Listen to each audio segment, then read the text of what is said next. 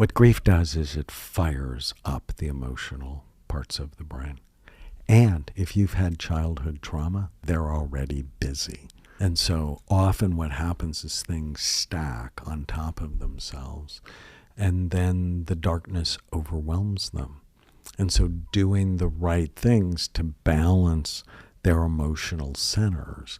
So simple things. And then learning to journal. Journaling is so important, but especially the negative thoughts you have, and then challenge them. You don't have to believe. Were you good at talking back to your parents? Really good. Yeah. Every once in a while, Grant would say I'm still pretty good at it. So I was excellent. But I was 28 years old in my psychiatric residency when one of our professors said, you have to teach your patients not to believe every stupid thing they think. Well, I believed every stupid thing I thought. No one had ever taught me to talk back to my own nonsense. Wow. Right? And so whenever you feel sad, mad, nervous, or out of control, write down what you're thinking. And then just ask yourself whether or not it's true, whether or not this thought serves me, this thought helps me. You know, I really love Romans 12:2. Be transformed by the renewing of your mind. Oh, that's so good. I love also just the practical steps that you just provided of write it down, talk back to, it's so easy to talk back to the person in front of you, but it's harder to talk back to ourselves. It's so easy for us to just believe whatever we think. And we can have this feeling about ourselves or a feeling about a circumstance, and then it just turns into a belief system and it turns into this pattern, and it can be really hard to break. And so I think that's super helpful to talk back to yourself, write it down, ask yourself if it's true.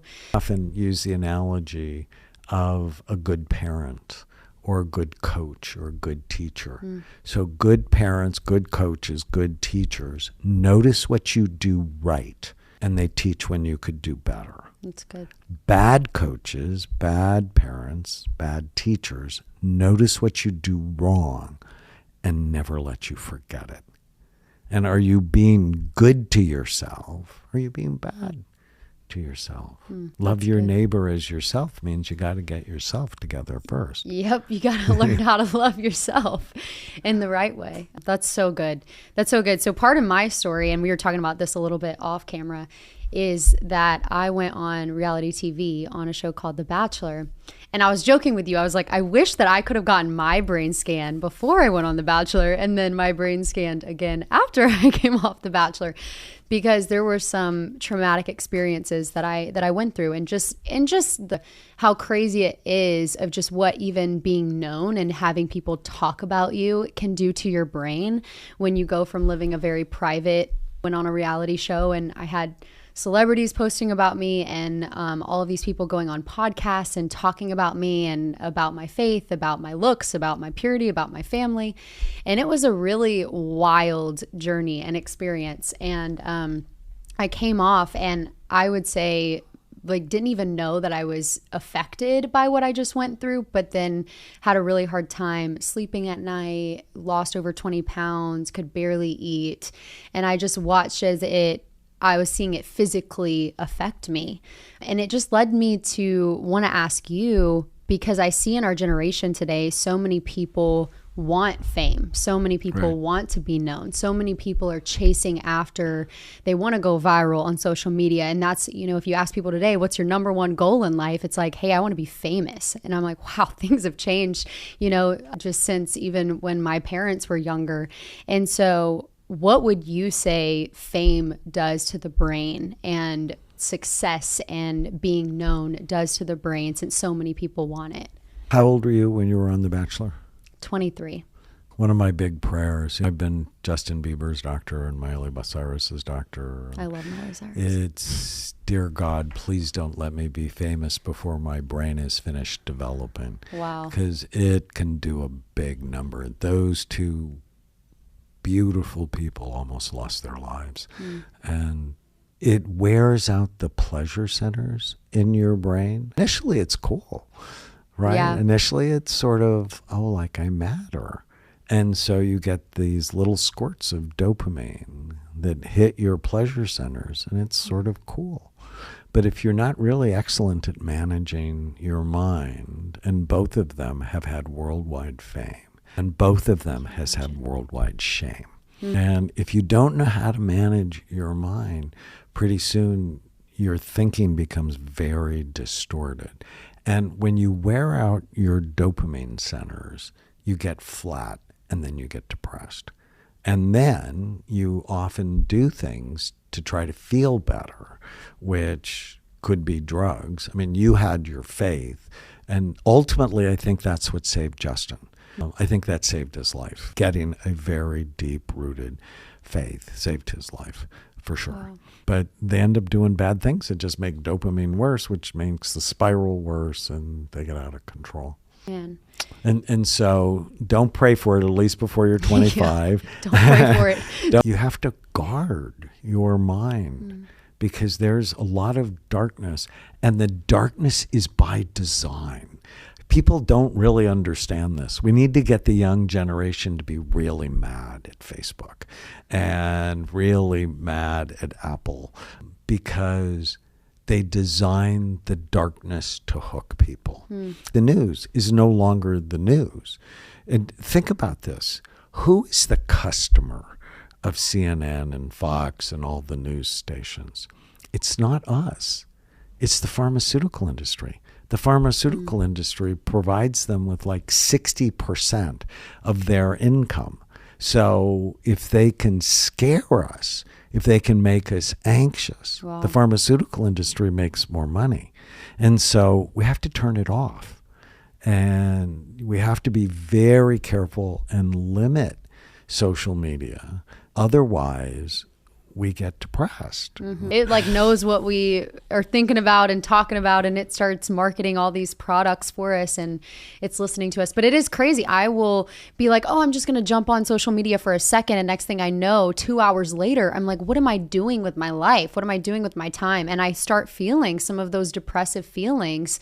And so I've noticed for myself, it's best to limit my time and to even like intentionally take fasts from social media and do, whether it's a week or a month. What is social media doing to our brain? It's wearing out the pleasure centers. So think of it as thrilling people to death. That we have these two areas in our brain. They're called the nucleus accumbens. And when we get excited about something, our brainstem actually produces dopamine, works on the nucleus accumbens, and makes us feel good. But if we hit those centers too much, or too often, or too intensely, begins to wear them out, where they need more and more to feel anything at all. Wow. And so I talk about dripping dopamine. Don't dump it. So having an affair dumps dopamine. Fame dumps dopamine. Cocaine, magic mushrooms, marijuana, alcohol dump dopamine. Pornography dumps dopamine. Yeah. It's like drip dopamine. Look for the micro moments of happiness as you go through your day. What's the smallest thing that happened today that made me happy? And when you start the day, go, today is going to be a great day. You just dripped dopamine. Why am I looking forward to the day? Or when you go to bed tonight's my favorite, go, what went well today?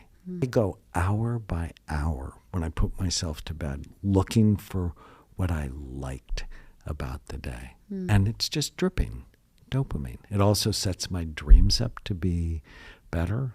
And when you have kids and you have breakfast, go, hey, why is today going to be a great day for you? And when you put them to bed at night, go, what went well today? Train their brain to look for what's right rather than what's wrong, because you are being trained by the news and social media to look for what's wrong. And you need to be angry about that. And we find for young people, when we can get them angry about the manipulation that society is doing on their minds, they behave better because they're taking control rather than being controlled. Oh, that's so good. I love that. I love that. How can we be mentally strong and flip that perspective in our own minds? Well, it's why I hate the term mental illness, because it shames people and it's stigmatizing. We are having this little resurgence, and people are proud of their mental health challenges, and I think that's okay. Yeah. But it's still the wrong discussion. The discussion should be, how about the health of your brain?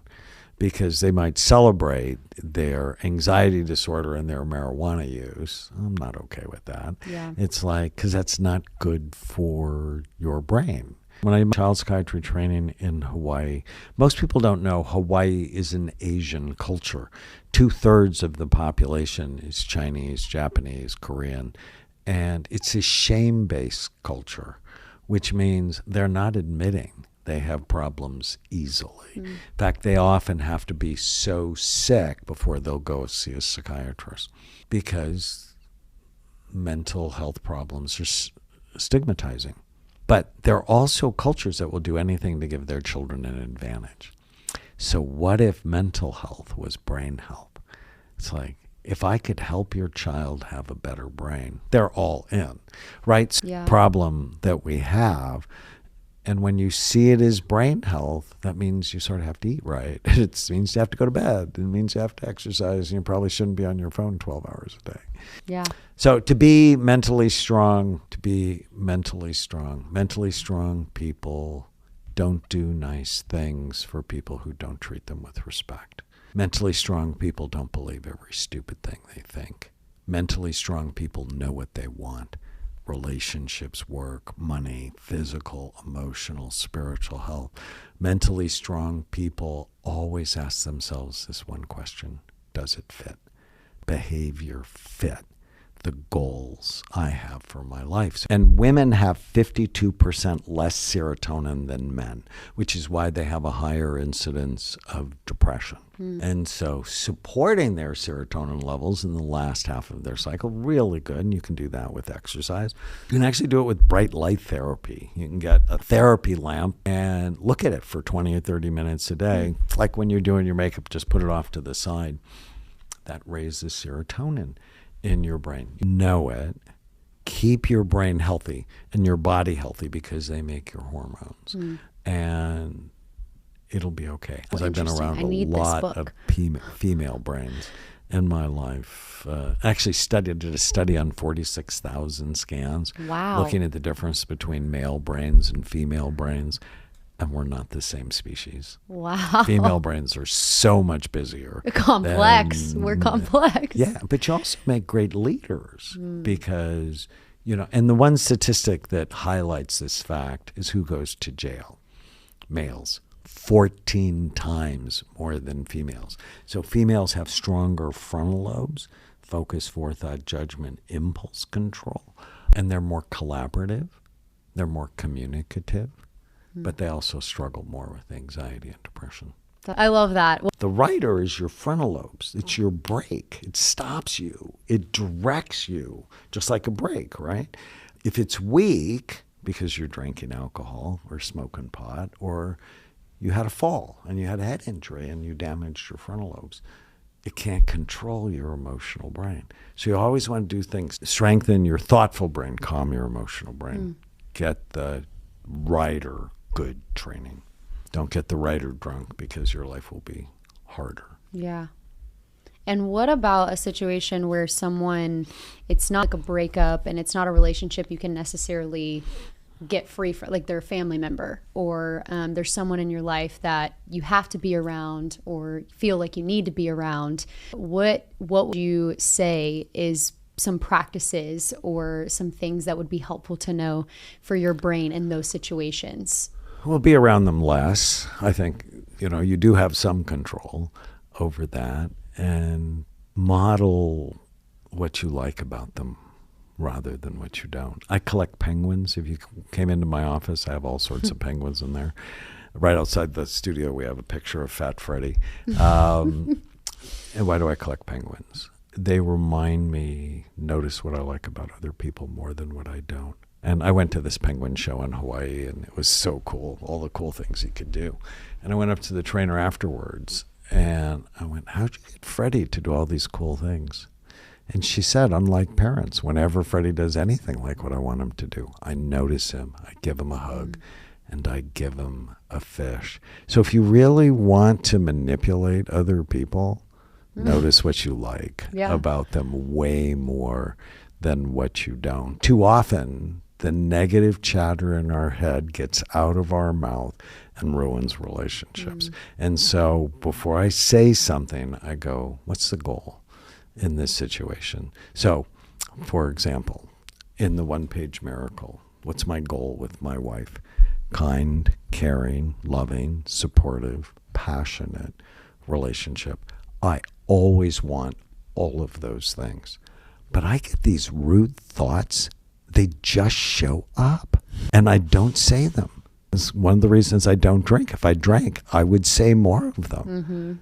And it's like, what do I want? Is my behavior getting me what I want? And that's not selfish because I want goodness, right? And my guess is you want goodness. But couples never develop like a mission statement for their relationships. Businesses do it all the time. So when she asked me, how do I look in this? I just pause and go, what do you think? Or you look awesome. I'm not saying the first thing that comes to my mind, even though she says she wants me to. That's a total lie on her part. That is a total lie. You never tell the truth in that moment. Just say I look good.